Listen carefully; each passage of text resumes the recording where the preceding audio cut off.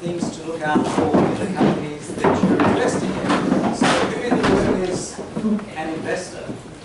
Most people are investors. Okay, great. So I hope I won't say anything that dislodges the people going to be presenting, but here's some thoughts. So firstly, I used to head up BBC iPlayer. After I left the BBC, I built a startup, I sold it. Built another startup, sold it. Got tired of paying guys to do all my legals and BBC legals. So we're about 35 people now. We do about 2 funding rounds per day. We do about 4 SEIS applications a day. So I think about 10% of all the SEIS applications are now through legals. And our goal is to change the way that startups can raise investment. Instead of raising in a single round, it can be done continuously, and it's a place to go for all the legals for the round. But from an investor's perspective, I thought I would share some things, because I talk to lots of investors and lots of companies. So here are a few tips from the investor as to which are the good ones to invest in. So thing number one, whose problems are they trying to solve? So when I talk to startups, I often think about, is the problem they're trying to address one that an end user has, or is it trying to make the world a better place? And the better place is very nice, but the problem is often no one's going to be buying it. We all aspire to it, but if on the other hand you find somebody who's looking for an X and you provide an X, that is a very good sign. So, you know, often the word blockchain appears in many of the things that are the world is a better place, but nobody might be looking for it right now. So that's a braver bet. Thing number two, who's tried to solve this problem before? So often when I talk to a startup, I will, even though I'm not in that business, know a few of their competitors that they don't yet know about. So if you think about, you know, if you've been around for a while, history often repeats itself. Often things that were tried many years ago are now trying again now. Why is it different this time? And if you know competitors that the founders don't know, that's a sign that they probably need to do a bit more homework. Next thing, are the founders the audience? And in my previous startup, it was a social network, and I noticed that the audience was getting younger and younger. The traffic was taking off nicely, but I was no longer the target audience. So when you're a founder, sometimes you're a doctor and you've got some dialysis thing you want to do, or you're doing something for elderly people. But sometimes if you are the audience yourself, it's really easy, hopefully, to design something that your audience will love. When you're not the audience, you have to proxy through other people. So for me, if I look at the founder and they're making something almost in their own image, they are the audience, that's a good sign. If they're making something for a very different audience, then I'd be looking to their team to see who in their team understands that audience. So for example, I see people making, you know, software for funerals, new disrupting funerals, which probably doesn't come out quite as you expect. But you know, it's probably 20-something-year-old kids doing the software, but the audience is probably a lot older. So how are they testing? Which then takes me to the next thing. Is it run like a military operation? And often when I see super early stage founders, well, we're not sure about giving up our day job, and we're going to see how it goes, we'll get a little bit of money. But for me, unless you're super focused on making it a success, your competitors are doing that as well. So it's either all in or all out, and that's one of the key things I look for. The next thing is about doing one thing. When I see pitch decks, I often see they're doing, I'm going to do B2C, and I'm going to do B2B, and I'm doing a data platform, and I'm going to do a blockchain thing. And the problem is, if you've got 20 or 50 developers, that's great. But if it's just 3 of you, it's not really going to work. So I far prefer to see a much slimmed down slide deck that shows the company focus on one thing. And once they've got their Series A, great, do all the rest. Of course, it's a challenge because for an investor, you're looking for the vision that you're going to be a unicorn, married to what you're going to do today. And I like to see that neatly teased out. Today I do this. And I think for investors, particularly outside of the US, you like to see the company beginning to make money on your dime rather than you're going to be diluted 3 more times before they ever hope to make money. The US profile is a bit different. So for me, focusing on one thing. And then the next thing is customer-driven development. So what I've tried to do at Seed Legals is have our team, when you message us, all of the team can see the messages. I know that I don't have to hassle our CTO when something doesn't work, because he's watching the message stream. So if someone says, I don't know how to do X, we'll probably be onto it. So I'd love to see companies where the founders and everyone in the company is just watching what the customers are looking for and asking for it and trying to voraciously do that, as opposed to founders who are sort of sitting in an ivory tower and are not connected. So talking to founders to see how they engage with their customers, even personally, I think is a good sign to look for. The next thing is traffic and growth. So often companies will tell you, I've got 50,000 monthly users, or my app has had millions of downloads. You don't need to take their word, you can check for yourself. So my wife, who's Bulgarian, says it's a well-known saying, which is Comrade Lenin says, the highest form of trust is checking. And so I like to trust by checking, and you can use SimilarWeb, for example, .com, which shows you companies' website traffic. It's not super accurate, but it's a good sign. And you can also check against competitors, or if they say we've got so many app downloads, you can use App Annie to look at those. So I always like to do my own research, and whenever I see in UK tech news companies raise money, raise 3 million at some valuation, I go, you never look myself. And of course, traffic, web traffic isn't everything, but it's a nice indicator for growth. Last thing for me is about valuation. So one of the things we see on Seed Legals, we love data. We do something like 1 in 12 early stage funding rounds in the UK is now done on Seed Legals. And so we've got data for everything. And one of the things I see is companies give away or sell a median of 15% equity in the round.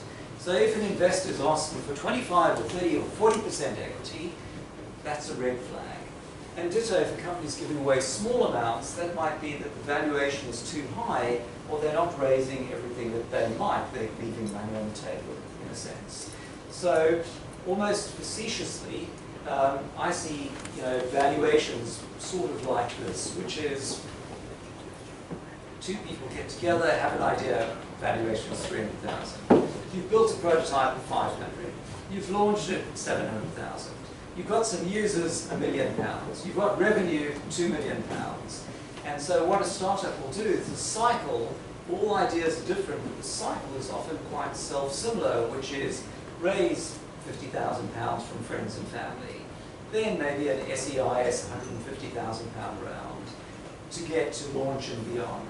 Then maybe raise £300,000 to £500,000, and then raise £1 million or £2 million after that when you've got revenue. And if you look to give away or sell 15% equity, the founders still have more than 50% of the shares after the third round, which might be time for an exit, or the company doesn't need to raise more. So that's it from me. On Seed Legals, I'm around afterwards. We're based in Holborn, and if you're looking to do a round as a founder or as an investor, we can help make that way faster. You don't need to go to a law firm anymore. Thank you.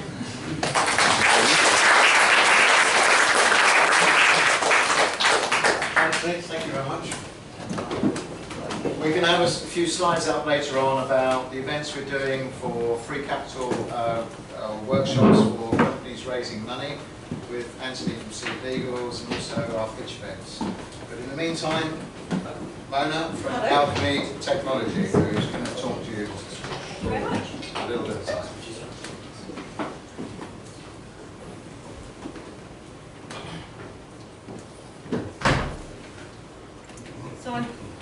Good evening, everyone. My name is Mona Hyatt. I'm the CEO of Alchemy Technology.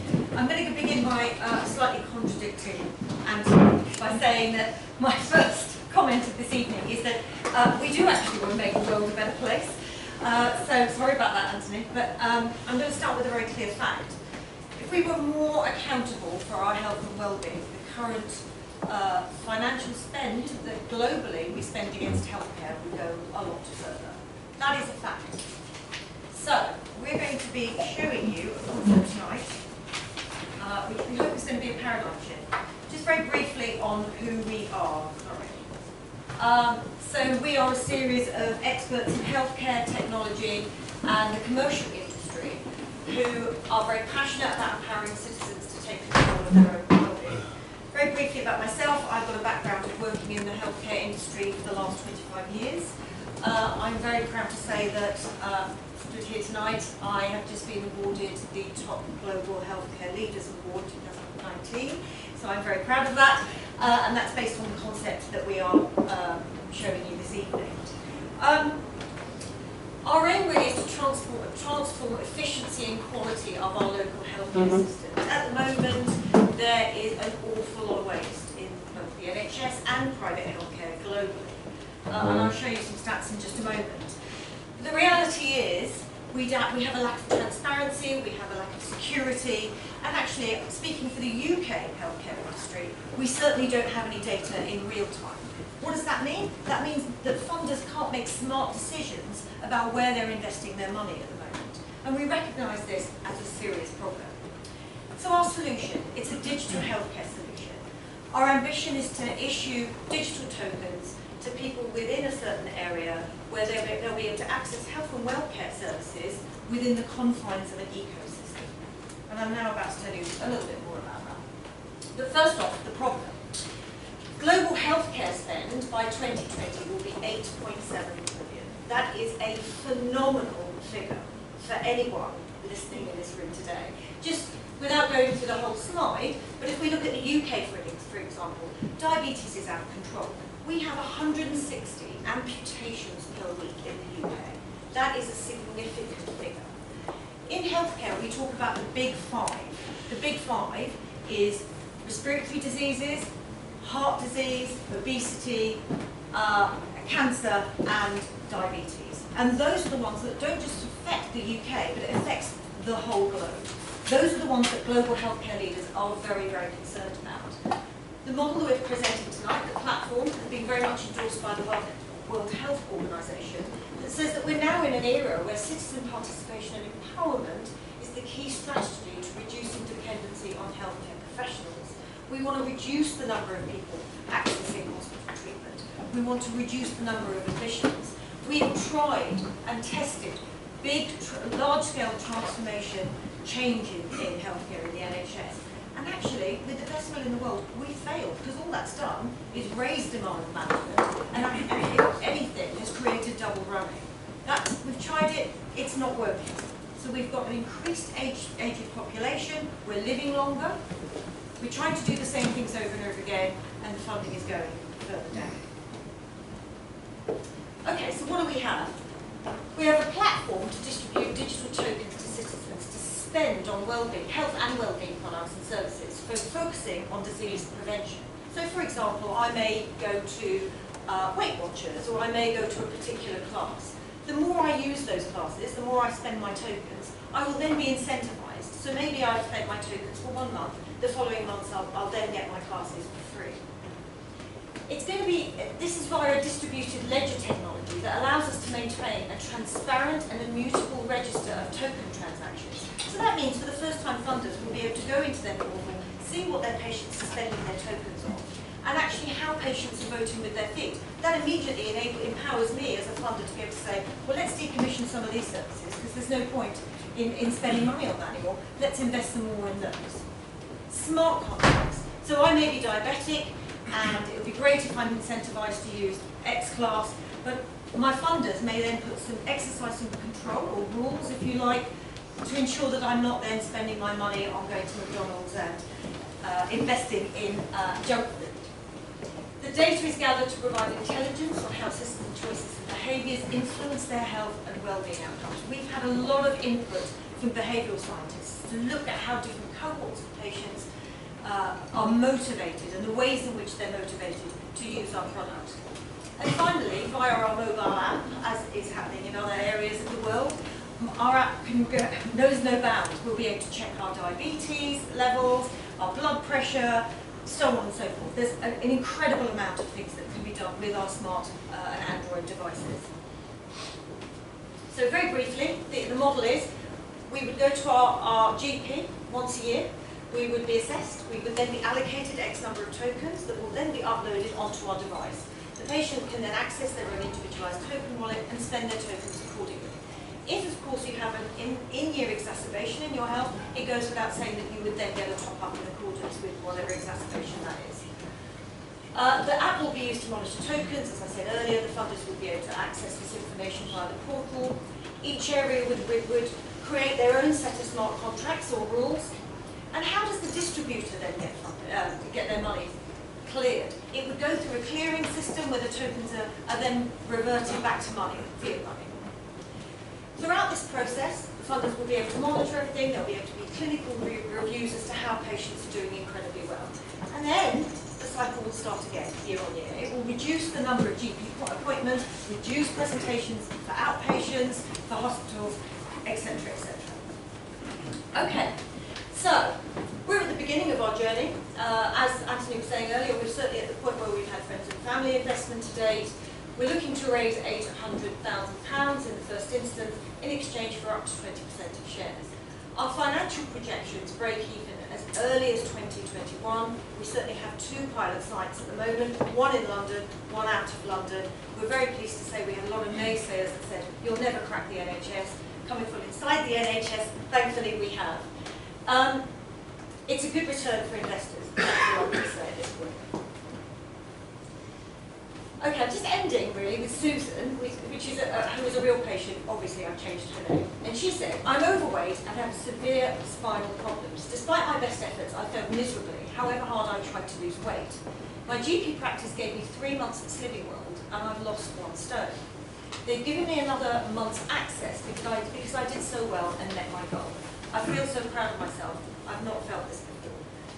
So previously, what would have happened to Susan? She would have been in a position where she would have had a very medicalised level of support, where maybe she would have been referred for bariatric surgery, or maybe issued painkillers for her bad back or pressure sores.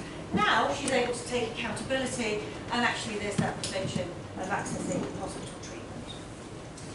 Just going to finish there to say, I'm Mona Hyatt, Tinder Garcher, my co-founders at the back of the room, and we'd be really happy to meet you all. Thank you very much.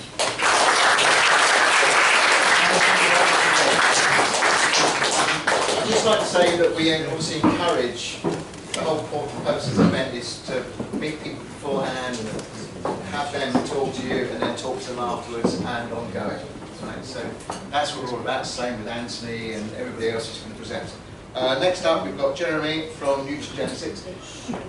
Jeremy, please, round of applause.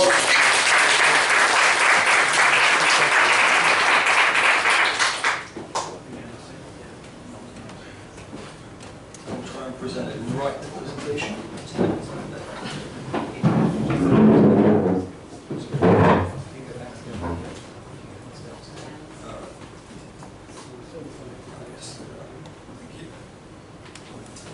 So I'm Jeremy Poland, co-CEO of Nutrigenetics, which is the developer of the world's first genetically personalised nutrition shake. So that is a nutrition shake that is tailored to your specific DNA.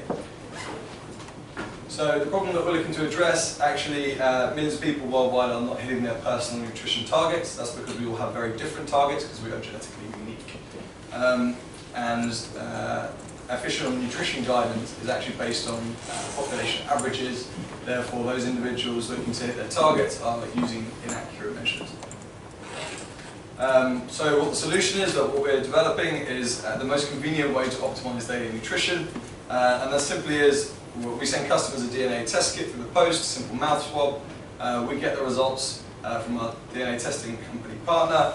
We match the shake ingredients to their nutritional needs, and then we send them a nutritional mix on a monthly basis that they subscribe to, which they take every day, and that enables them to help optimize their daily nutrition and hit their goals. So key customer benefits, really, it makes it easier and more convenient to hit health, fitness and well-being goals, making it easier to feel your best, perform at your best, and also look your best for gym goers. The market is massive, it's nutrition, so yes, it's huge. We're looking at 220 billion by 2022.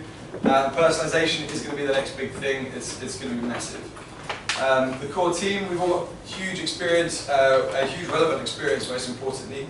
So myself, I spent 10 years in healthcare as a management consultant, launching brands for big Fortune 250 companies. My co-CEO, Hugo Jones, has built and sold 2 companies to successful exit.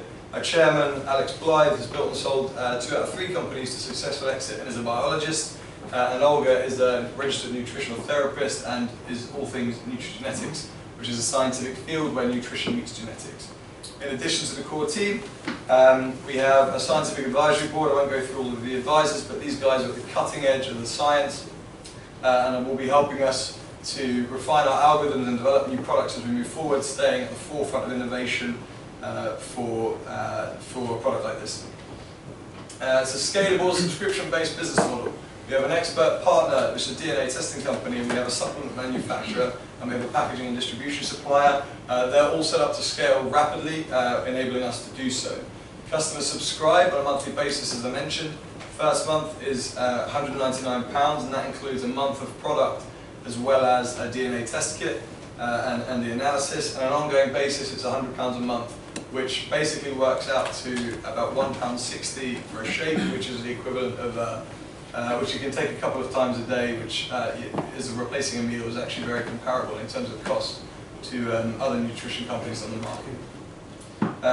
That results in margins of between about 60 and 70%, which will grow as we reach economies of scale. From a forecast standpoint, we're looking at our base case forecast is 46 million for year 5, and we've got an upside forecast of 78. We've looked at a company called Huel, who launched 5 years ago, and they're just a complete nutrition product, no personalization. They're heading 70 million in sales year 5, and they did a raise at year 3 at 200 million valuation, so it really shows you the potential for a business in this space. We're now looking to do a raise of 150k at a 1.3 million valuation, of which we've secured about 40 to 50k. So what we're using the funding for, I won't go through all the details, but we're product, marketing, salaries, professional services. Importantly, we're SEIS and EIS eligible, and we'll also be looking to do a round in approximately 9 to 12 months to then rapidly scale up and access US and Middle East markets, where we've already got partners looking to take us on. So why invest? We're first to market genetically personalised product, or nutrition shake, sorry. Large and growing supplements market, it's absolutely massive. We've got exclusive access to some of the world's leading professors in genetics. Very scalable business model, huge potential returns, modelling 50 and potentially far higher.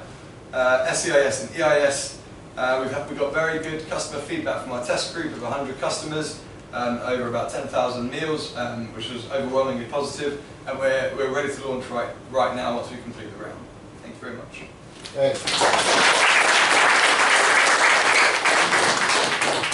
Jeremy, thank you very much. Right, I'm going to try and turn this on for a second. Talk amongst yourselves.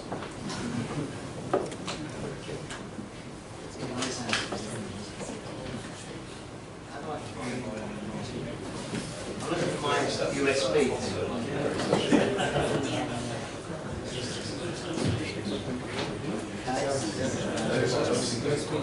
Yeah, you got it. Right.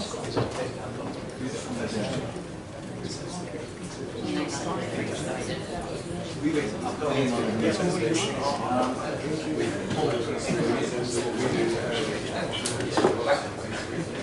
Yeah. I was only joking.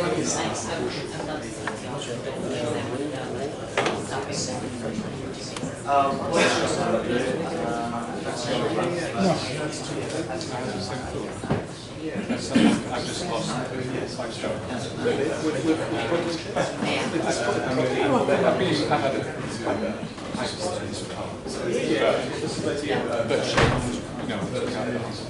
Right, I'll tell you what we can do. I'm going to go for the maintenance, or some days you treat yourself to a shake which is a bit cheekier than the others. My friend and business partner who's flown in from Dubai today. This is a short one, so you'll love this.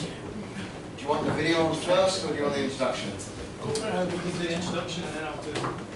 Right, you'll love this. It's 1.29 minutes. If it works. Hang on. That might give me a chance to find something else.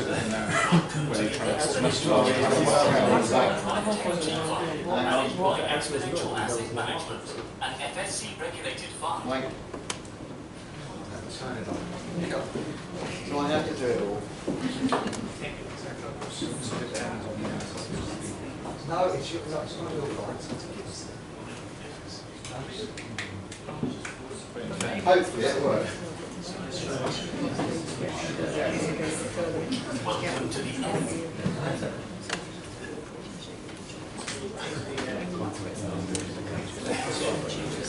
Oh, it's not plugged in. Right, we are not technical people. As you can see,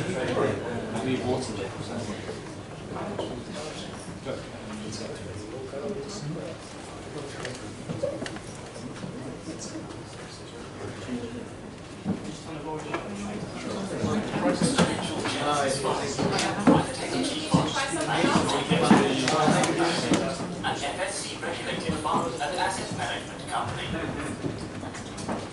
What about this thing?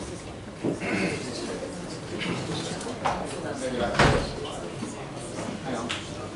A private equity fund. Conventional entry-level. Can you hear it? yes, you can. Thank God for that. Right, let's start again. You know I said it's about 1.29, whatever. It's obviously not.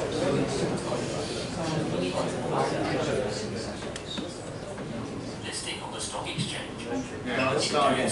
We secure stock at a preferential rate of $10,000. Right. Fund and asset management exponential. Welcome to the Exponential private equity fund managed by Exponential Asset Management, an FSC-regulated fund and asset management company. A private equity fund. Conventional entry-level private equity funds are upwards of $100,000. Exponential features $10,000. What do we do? We invest in companies that have an exit strategy already lined up, with a liquidity event on the horizon. Typically, this involves covering the significant corporate costs of the company listing on the stock exchange. In doing so, we secure stock at a preferential rate. Essentially, we help produce an offering in motion and safeguard that the process is completed. The core market exponential are Nordic and London. What does this mean? Exponential invests into a portfolio company that is very electrical. Right, cancel that. Bit of a technical disaster from there. So Neil is my business partner that takes care of the events side from here. Additional I don't do technical. Yeah, which is clear.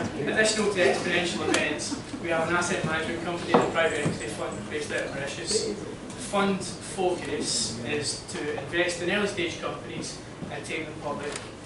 How we do that is investing in predominantly UK based companies.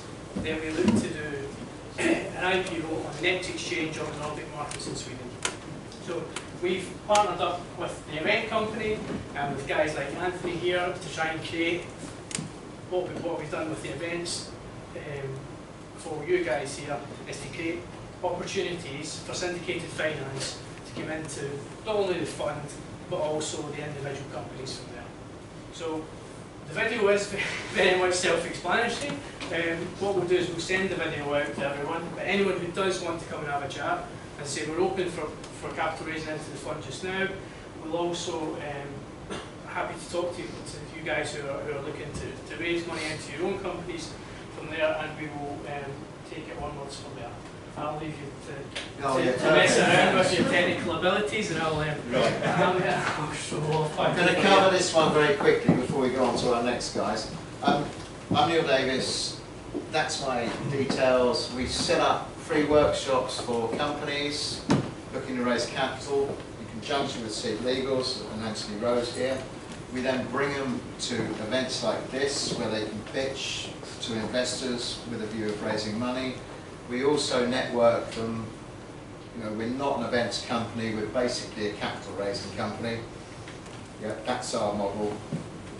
As I said, we're holding pitch events like this every Tuesday for the rest of the year. We're holding a free workshop for companies looking to raise, pitch and learn how to raise capital in conjunction again with Seed Legals and Anthony, and I can't stress how important that is if you are a company looking to raise some money to come along. It's free, it's in here. We normally put 70 companies in a room for a couple of hours, and again, once you've gone through that, you can come and pitch at our events. We'll give you a discount if you come along. Our normal pitch fee is £375. If you come through Anthony and Seed Legals, it's £250. Yeah. And as I say, I cannot stress enough how important it is for anybody who's looking to raise to talk to Anthony.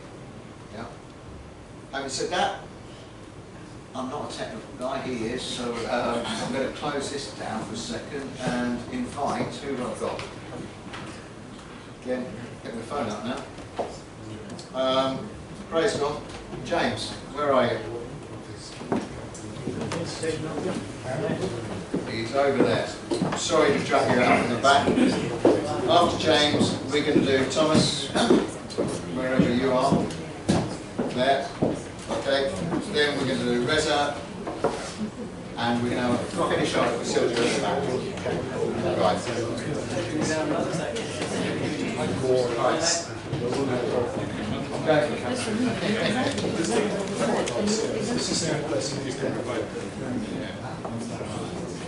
By the way, you can keep stay because it's not like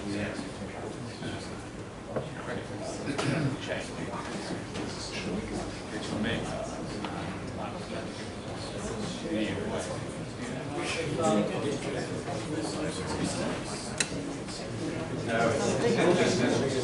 Okay, good evening. Firstly, I'd like to say thank you for the Neolis team for hosting. I've been one time before. It was fantastic people in the room, and here we are again. I'm here to tell you about Tolo. It is a PropTech platform.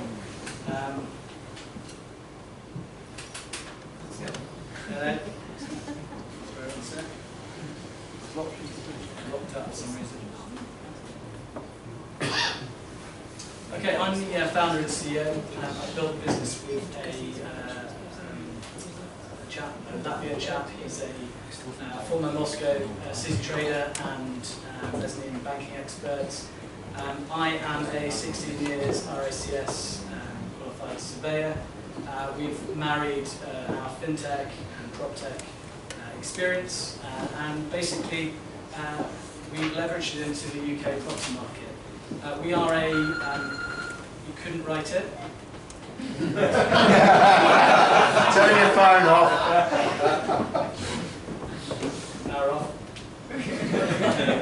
James, it's probably the investment you need, yeah? Yeah, thanks very Get much. off. Ultimately, the strapline says it all, that we're a PropTech platform. We're looking to empower generation rents. I'm going to take you through a couple of slides. There are approximately 2.15, 2.2 million individuals who fall into the millennial/generation rent category across the UK. There's some indicative figures there. The most important one is that 70% of those individuals expect to buy a property in the future. The big problem is ultimately they're priced out. They're priced out by a shortage of supply and monetary policy. They're also priced out by virtue of developer failure. In 2018, the big named residential developers across London delivered 11,000 luxury units at £550,000 or more mark to the UK, to the London market, across 28 key big shiny towers across London. 900 of those were sold. You see, they've not got the finger on the pulse. There's a huge uncapped market. Ultimately, what we aim to do is empower generation rents by allowing them to save through our application for a deposit in a uniform manner, whilst accruing data, that data which, on access approval, will be we can leverage into finance for mortgages. We believe that through the know your customer practice, mortgage providers operating through our platform will be able to lend at higher multiples. But ultimately, what we also aim to do is essentially consolidate that demand into one place. And by doing so, completely flip the traditional build it and they will come developer model on its head. Imagine, if you will, 100 individuals who wish to purchase a £250,000 flat on the outskirts of London, all within a similar triangulation, geographical triangulation, and we can piece those guys together. We know we've got their deposit being saved in a uniform manner. We're helping them build their investability profile with mortgage lenders, and ultimately we're going to package those into SPVs and sell those SPVs into the residential development market, so that developers are building against demand as opposed to against sentiment. In doing so, we reduce the developer cost. Ultimately, the hook for our clients is save through us and stay with us, buy through us, and not only do you get standard high street interest on your savings, you also get a discount at the point of purchase, which ultimately delivers you a multiple on your deposit savings. We ultimately aim to do this as a prop tech. You know, it's a big claim to say Revolut/Mondo, the prop tech world, but hey, look, I'm not going to stand here and tell you that we're wanting to multiply your investment by 5 times. We've got much bigger plans. We think this can go global. We're starting with the UK. Over the next 3 years, we anticipate that we can deliver 2,500 units to the UK South East pilot. We focus on London and Fringe. And that demand consolidation I've already explained, the drivers for developers to jump on board. They get much cheaper finance if they pre-sold everything, there's no sales tail. Again, that goes into the discounts we're able to deliver. We take a portion of that discount as our fee. The smart tech, the market fit, that's what we're looking to. Let's say, generation rent, millennials, everything at the fingertips, everything that they can manage. And we're going to empower them with tools that help them see how they can save money, and they can reduce their outgoings, etc. That's not the core of the product, but every little helps. Hey, channeling Tesco's. And why now? Ultimately, I've already been through it. Even well-paid millennials can't afford to buy. That's a product of poor development, poor planning, and as I say, monetary policy fueling that bubble. I'm just going to flick through towards the end. We've got some incredibly punchy goals. I stand here and make no apologies for them. As I say, we're trying to raise something big. We're trying to make a huge change across the UK, and we want to go global within 24 to 36 months. Firm commitments are ultimately where a client has saved their deposit and they are searching for their applicable SPV. Binding contracts are those that we're looking to develop to the market. I should actually say 12,500 to match my other slide. By the end of the first quarter of 2022, we anticipate we will have realised almost £22 million worth of profit. And at that stage, we're looking at an IPO of close to 900 million, potentially a little bit more if we manage to accelerate the global acceleration. We're looking for £400,000, £150,000 of SEIS, and £250,000 of EIS. It would cost us a hell of a lot more to build this if my business partner wasn't based in Latvia, and we could leverage the skills and the economies of scale out of Eastern Europe to build this kind of complex tech. Ultimately, this cash will be spent on building out the platform, the iOS and Android apps, and investors will receive equity in the business based on a £2.5 million PMV. As you can see, for that, investors are going to get 13.8%. And if my laptop hasn't gone to sleep, I can close by giving you an incredibly bullish projection that if you were to invest £50,000 today, and if we deliver on our targets, we would return 250 times your investment within 30 months. That's our goal. We're not going to take any prisoners. We've got the experience. Thanks very much for your time.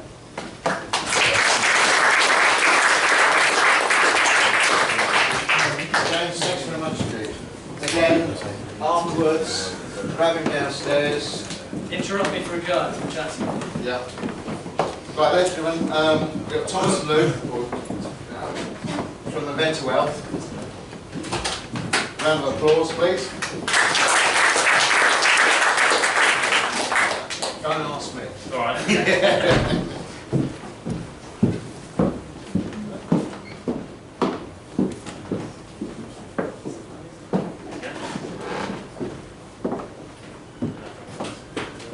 Are you as good as me?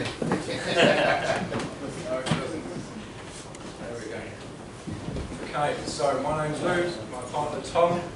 We're the owners of Exponential Wealth, very, very straightforward, independent firm of financial advisors.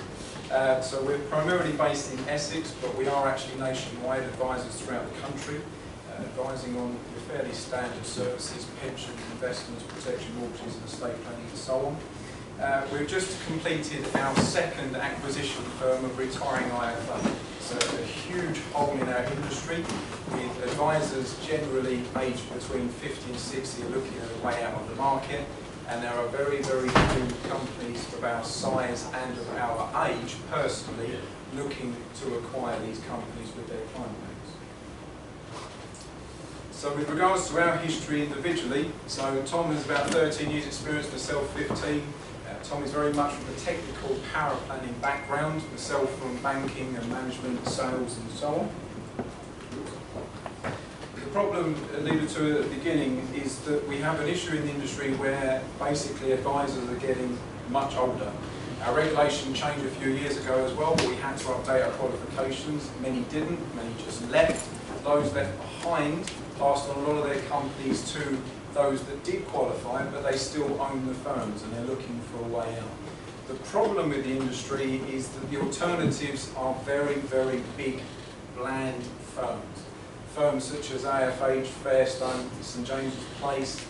A lot of sellers do not want to sell to these companies. They do not want to sell out their clients to companies that they're not really going to get looked after, and they're probably, more than likely, going to be put into very, very bad funds with very, very high charges. They're looking for alternatives, and they're looking for firms that are young, that have longevity with their company, and also longevity for their clients and their clients' children as well. The problem that we have with regards to our company is with the acquisitions we've made thus far, it's worked very, very well, it's going absolutely fantastic, but we've got to a point where we now need funding to go on to the next one and on to the next. Why are we a different solution to your AFHs, Fairstones, SJPs? First of all, our size. Second of all, a big, big plus that we have as a company is our technology.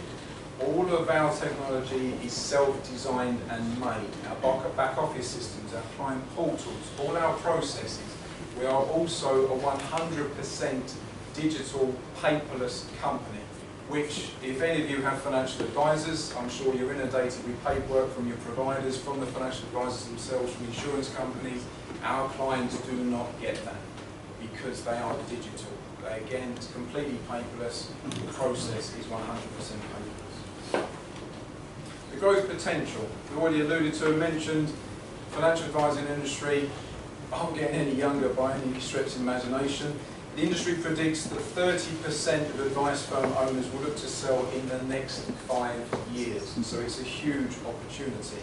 And they do not, in the majority, they do not want to sell to the big boys, to the main competition in the industry.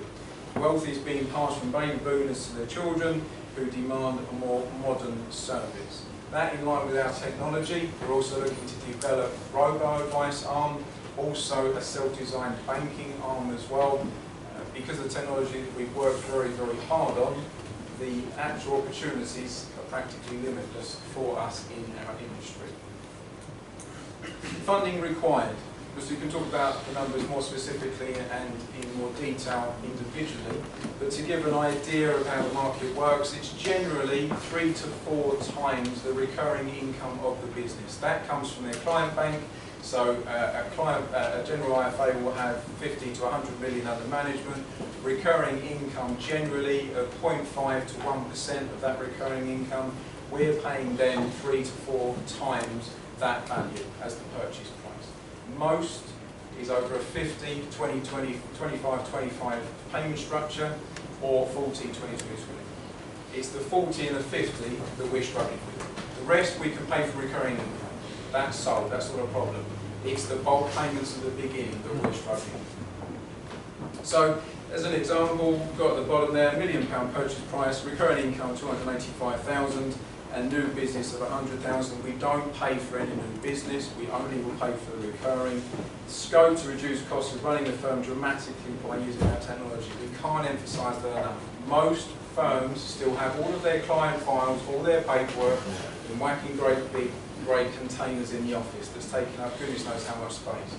We do not have any of that. We don't even have paperwork on our desks because we are 100% digitally paperless, which our clients love. So again, with regards to merging these companies into our own, it's very straightforward. Very, very straightforward. So thank you very much for paying attention to us. If you want more details, that's us.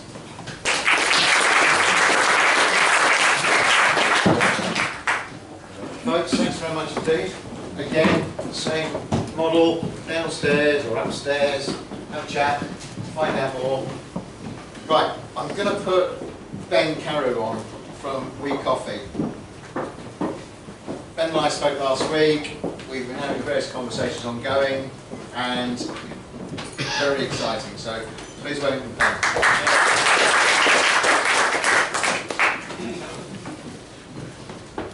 Not the last guy's business, by the way. When you go officeless, give me a call.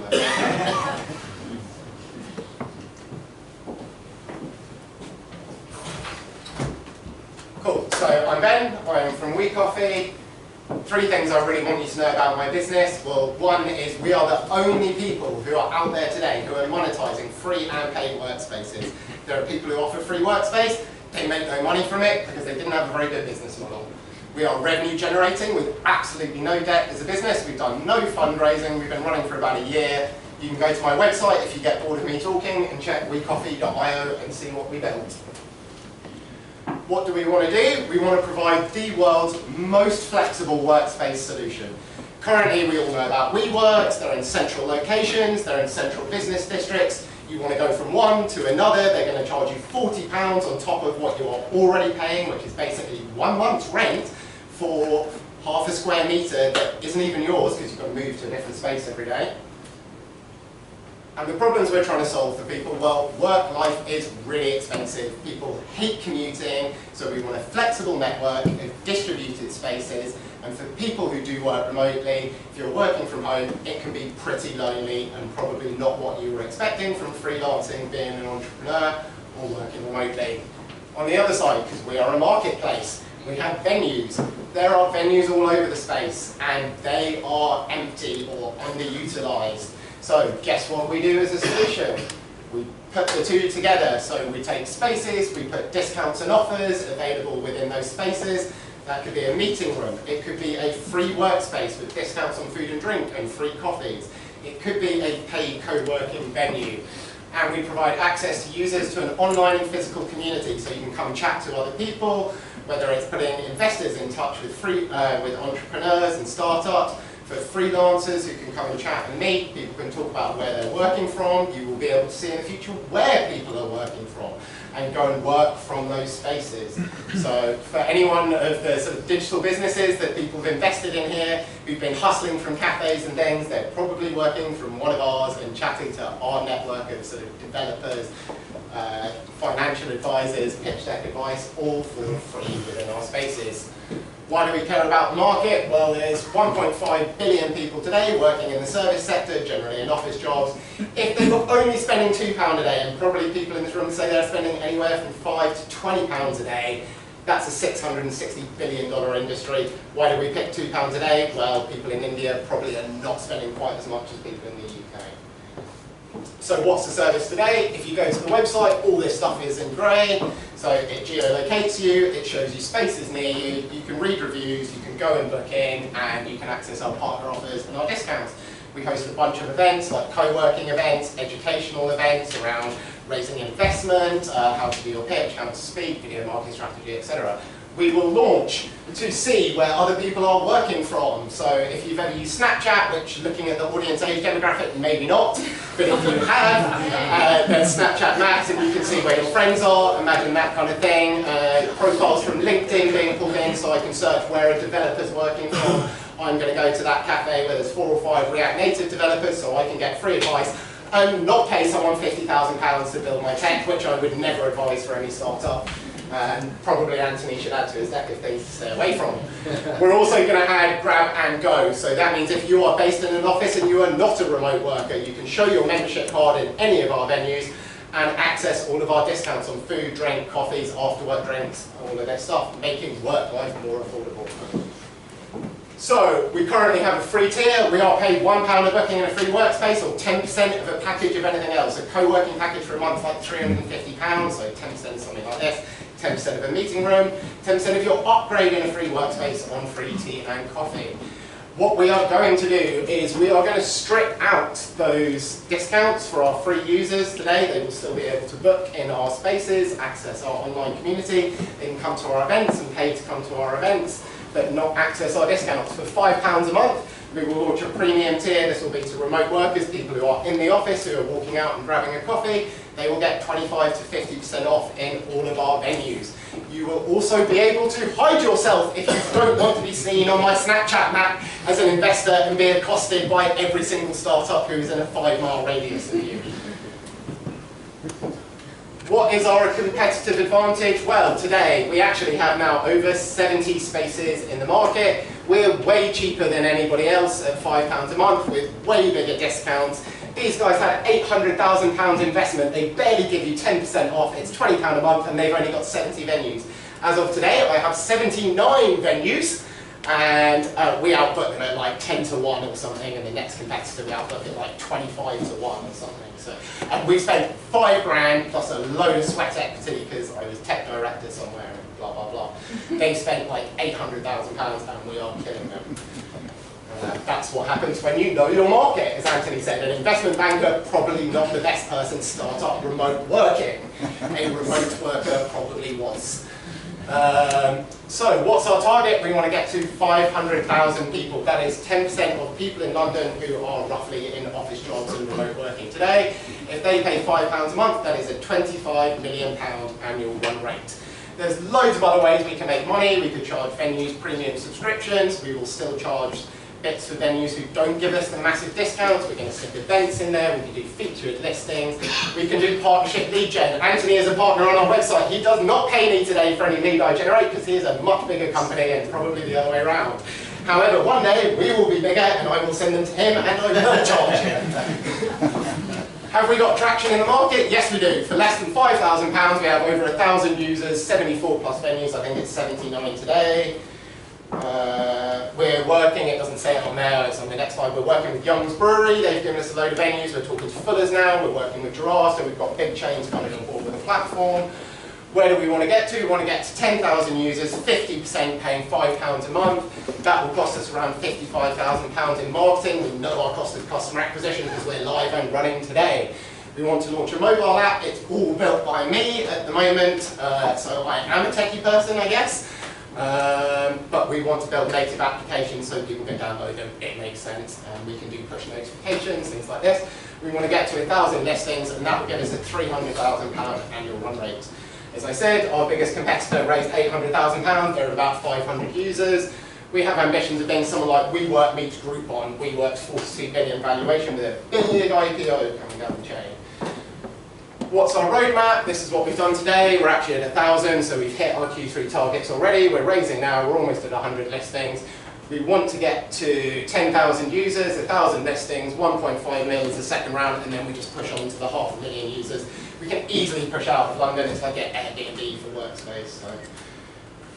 Who are we? That's Arno, my business partner. He worked with me for 3 years, so he can put up with me talking at about 1,000,000 miles an hour at him like this. And he knows me pretty well. I design cars. Anyone who's got a Bugatti Veyron, I did your dual clutch gearbox. Anyone who's got a Nissan Leaf, I did your electric braking system. And now I will provide you your children's workspaces. who are our advisors. I'm not a marketing person, believe it or not, standing up here. So we brought on Michelle. Michelle's on a NED, on a reverse vesting period at 0.5% over 2 years. She was a GoDaddy marketing director. We've taken Oliver Bain-Shelton. He is CTR ING Bank, an investor. And Michael Borgi, who works at Phoenix Games, but is also owned by Candy, the guys who make Candy Crush King, who makes Candy Crush, and does their M&A. That's us. Thank you very much. Oh, did I say how much we're raising? Yes, £300,000. SEIS, EIS. £100,000 in already. Ben, thank you very much.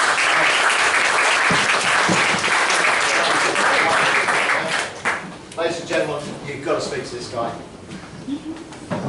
Right, we have 2 more left. Reza, where are you? Ah, there you are, sir. Right, Reza from Chorus. You okay? You've got everything? Let's see. And then just after you, we're just going to put Silja on. Oh, there's the tech guy. Oh, hang on, there's another one here. I work for Ford Miss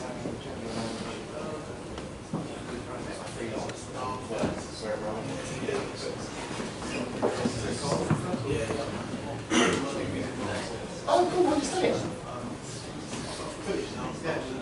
Oh, I did just wanted to talk to somebody else. Oh, is it? Yeah. Oh, okay. So I went to Ricardo first. Yeah. And that's where I did the and stuff like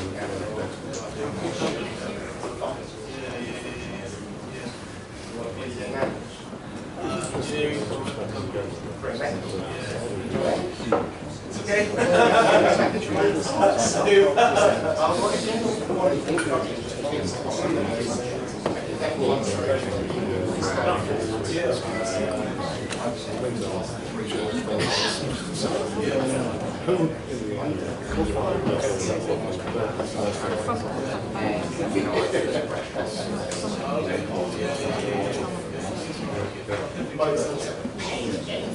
I know.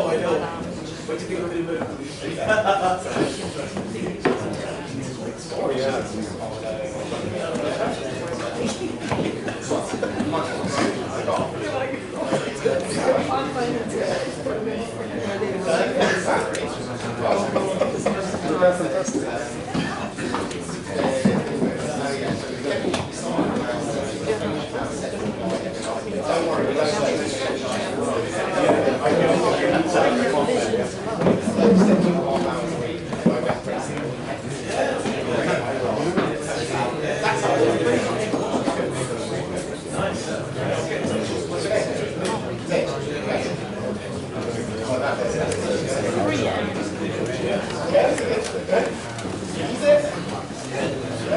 Hi, I'm Reza, developer of the app called Chorus, and it's all to do with high streets.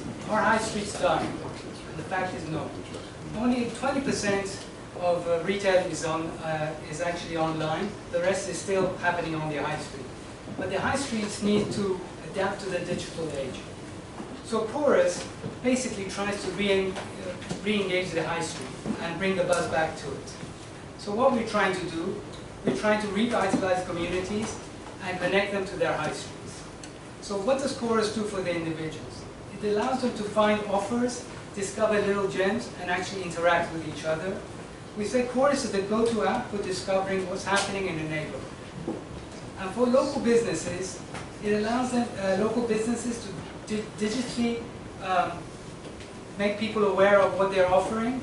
They can change their message on the fly, which then will be available to their clients, and promote upcoming events. So Chorus connects the interesting to the interesting. So what are our key features? Posts on Chorus have a short lifespan, so they're always current. They last between 4 to 3 weeks, 4 days or 3 weeks. They're generated locally, so they are always relevant to the neighborhood. And we don't take any personal information. Chorus is fully operational without you having to register with your personal information. And Chorus is simple to use. You either get what's happening around you on a map, or you get a list view. And depending on how popular a particular entry is, it even lasts longer or it is emphasized further on the map. You can enter your content from your iPhone or your iPad, and you can create multiple profiles for your different needs or interests. And it's free to use, but for a small fee, of about £10 a month, you get lots of additional features, including analytics of how many people viewed your content and how many people actually clicked on your content per day. What's our route to market? We're initially going to concentrate in the London, Central, Kensington, Chelsea area. There are around 7 million social media users in London which are very active. And proximity, location-based advertising is a booming business, and they estimate by 2021 it's going to be valued around $32 billion. So for us to work, we need content, which then brings in users, and the users bring in subscriptions. And then the subscriptions add more content, and hence the whole cycle goes around. So to get content, we're going to be using micro-influencers, we're going to tap into the student market, and we're going to actually very much use Google target advertising. And we're also going to be using a leaflet where we've been actually trialing out this with stores, where different businesses can actually promote each other to a business locally. So this is very popular, it's very concept of the app, where all the stores in a local area or the market actually will promote each other's business. We've been going for about 6 weeks now. The app is absolutely live, and you can actually download it from the App Store. And basically 95% of the businesses that we've met love the concept, and we've had 20% sign up already. And we're also going to be seeing a lot more people in coming weeks. London Farmers Market, which have 22 farmers markets around London. Don't Book. Lidgate, which is a very trendy butchers in Notting Hill. And a boutique hotel called Laslip, which wants to actually give its, promote it to its customers. So our timeline basically is that we're looking to, for the next few months, to push forward for the Black Friday and the Christmas holidays, and then in the next year we're going to do additional fundraising to then develop our Android version of the app, and then extend the app from London to UK, and then explore other cities around Europe and USA.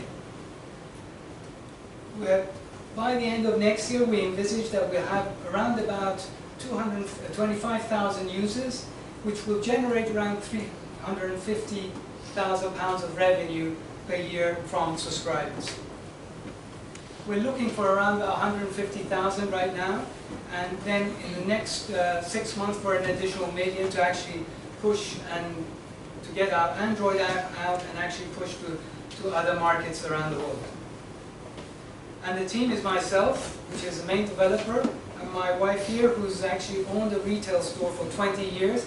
So she's very much in the know about how the retail business has suffered through the online business, and how they're having very how they have difficulty in competing with big online stores. So this is us, and I hope you come and see us, and we can discuss any further meetings or any other points. Thank you.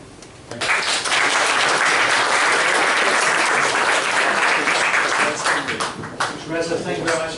Right, we have one additional addition tonight from Zilda from EQ, who's actually going to be presenting at our September event, but I just wanted to introduce her tonight.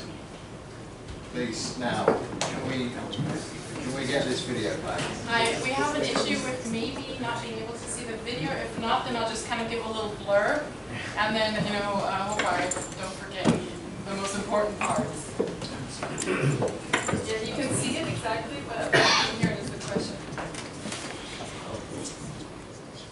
Hopefully it's linked to the back.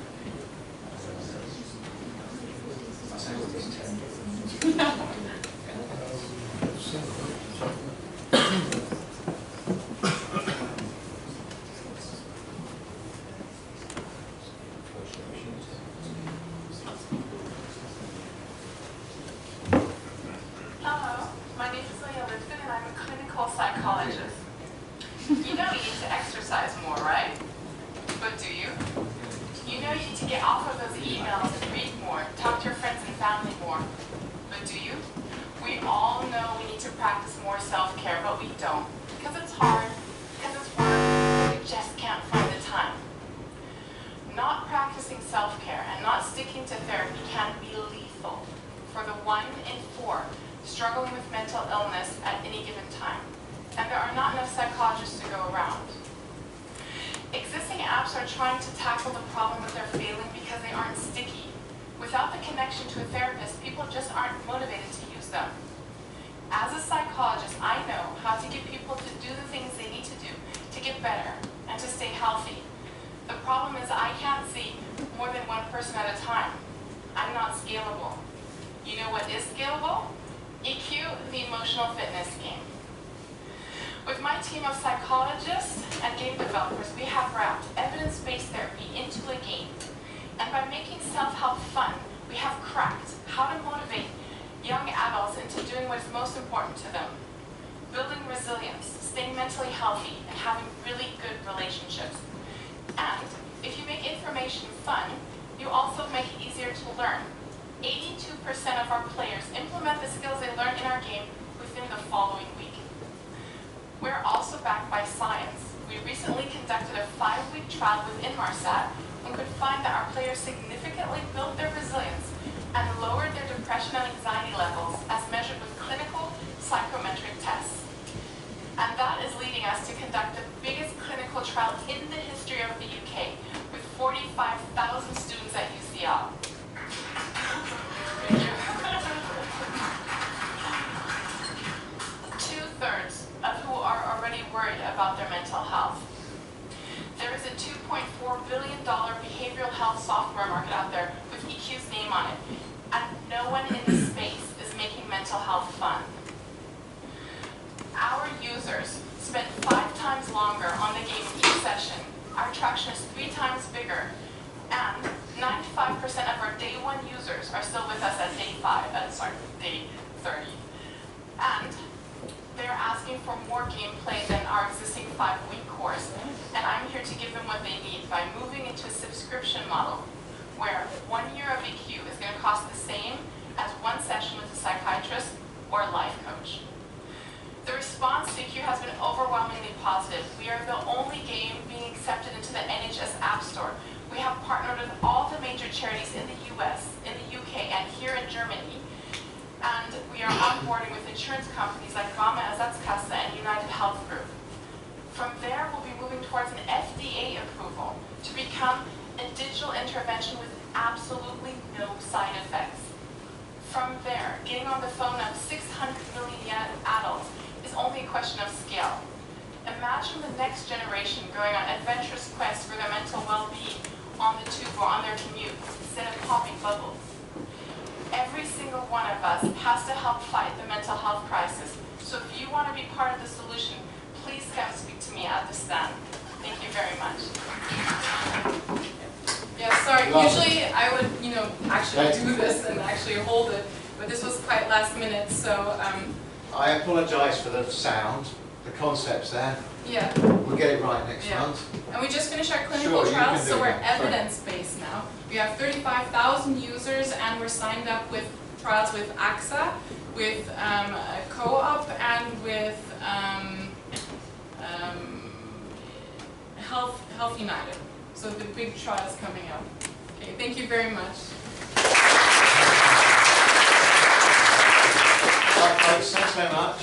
We can stay up here, go downstairs, have a drink, relax. Please, as I say, encourage everybody to talk to whoever you want to, network, come back again. We will put an email, if it's all right with you guys. If you tell me it's not, I'll send you an email with all the pictures tonight, link to our Dropbox, so you've got them. Any questions you've got, please come back to us. I say, as far as the company events go, the free workshops, if you're looking to raise some money and you need some help, we're holding one on the 1st of October, 26th of November, and then once a month next year. And the same with pitch decks like this, or pitch events, normally the last Tuesday of the month. Yeah? So thanks very much indeed.